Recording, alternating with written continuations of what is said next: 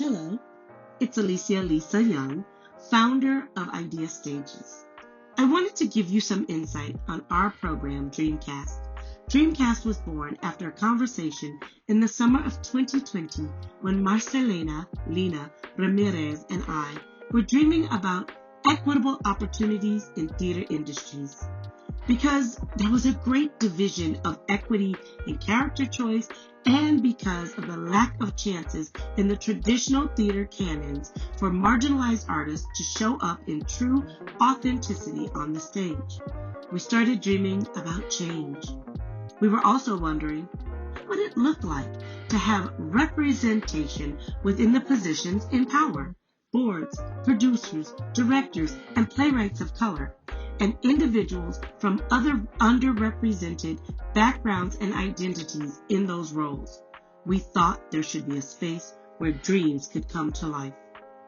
Often, artists of color are pigeonholed into stereotypical tropes and tokenized roles and seen as miscast, or there is a sense of otherness when they show up in roles the mainstream sees as white only, when truly they are part of our shared stories, societal issues and values, family, friend, and work relationships. Some theater organizations, especially here in Colorado, were producing shows that were either whitewashed or had given traditional BIPOC roles to white artists in brown, black, red, and yellow face, and used the excuses that they had tried colorblind casting opportunities for all without success. There's a problem with the word colorblind casting. There were ableist mindsets that took away opportunities from artists with disabilities, and many theater spaces are inaccessible and unsafe physically, emotionally, and harmful in many ways.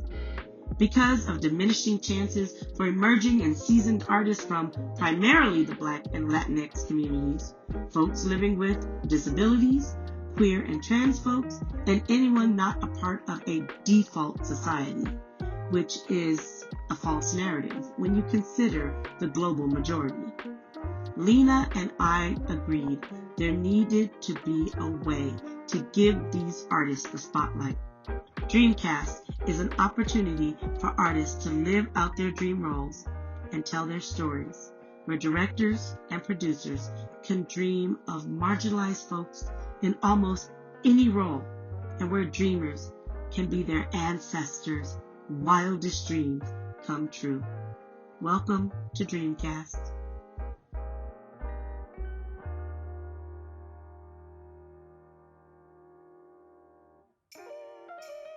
My name is Marcelina Ramirez, and Lena for those who I like. Lovely.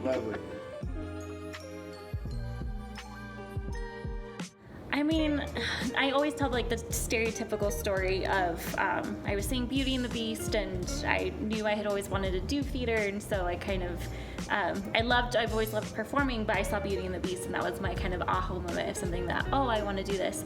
But actually what kept me in theater and kept kind of my fire going was In the Heights, because I was actually going to quit theater in college. I was kind of at this crossroads of my life, and for the first time ever in my life, I saw myself represented on stage with Nina, and I thought, okay, there are parts out there for me. There's someone out there is writing stuff for girls who look like me.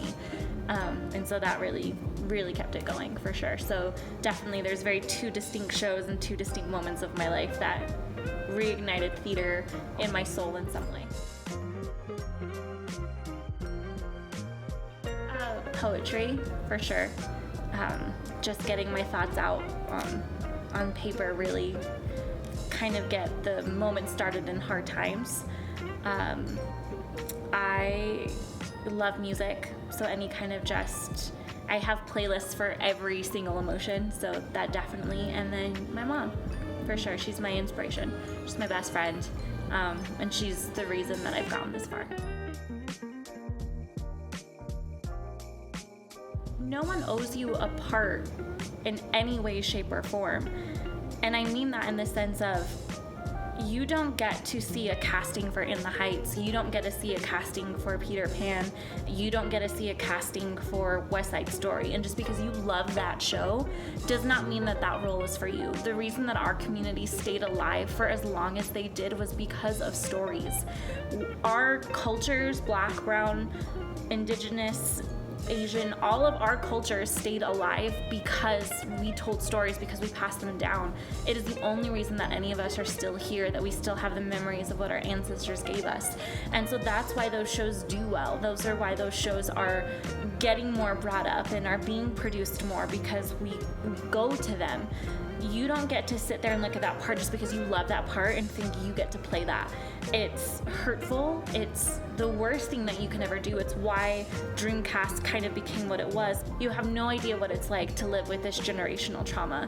So the fact that you even accept these roles, or you even try to sweep it under the rug or defend yourself, or, you know, we owe our oppressors nothing.